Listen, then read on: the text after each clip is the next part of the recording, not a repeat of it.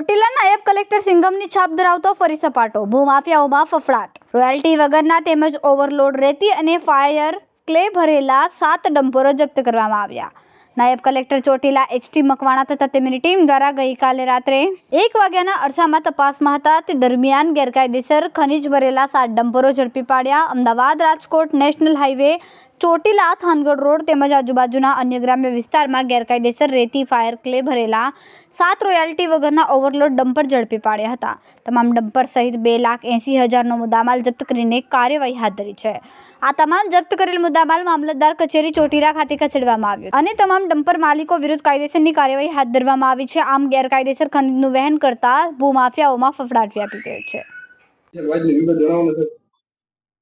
આજે રાત્રે 1 વાગ્યાની આસપાસ અમારી નાયબ કલેક્ટર પ્રાંત ચોટીલાની ટીમ સાથે અમોએ આકસ્મિક રીતે તપાસણી હાથ ધરેલી હતી.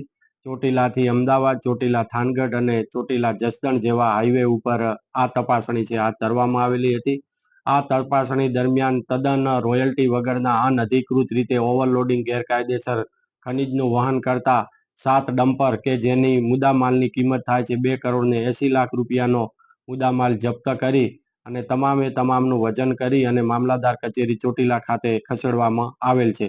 સાથે સાથે આ ડમ્પરના જે માલિકો છે કે જેઓ અનધિકૃત રીતે ગેરકાયદેસર ખનીજનું રોયલ્ટી વગર વહન કરતા હતા તેઓ છે નગાભાઈ રૂપાભાઈ સાંબળ રહે પીપરાળી તાલુકો ચોટીલા, મહેશભાઈ ઠાકરસિંહભાઈ ડાભી રહે કરમળ તાલુકો ચુડા, શિવરાજસિંહ સુરભા પરમાર રહે થાનગઢ, રાજુભાઈ નરસિંહભાઈ વિંજવાડિયા રહે ખાખરાળી થાનગઢ તેમજ પ્રતાપભાઈ વાળા રહે રાજકોટ.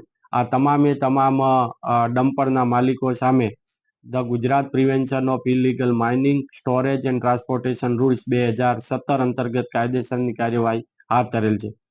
સાથે સાથે 4 વાગ્યાની આસપાસ થાનગઢ તાલુકાના ભડુલા રૂપાવટી વિસ્તારની અંદર પણ ગેરકાયદેસર જે કાર્બોસેલનું ખનન થાય છે ત્યાં પણ અમારી ટીમ દ્વારા રેડ પાડવામાં આવેલી હતી અને આ રેડ દરમિયાન છે એ 3 કુવાઓ ગેરકાયદેસર કાર્બોસેલનું ખનન કરતા છે એ પણ ઝડપી પાડવામાં આવેલા હતા. આ કુવાઓ કોણે ચાલુ કરેલા છે તેની તપાસ કરી અને આગળની કાયદેસરની કાર્યવાહી હાથ ધરેલ છે.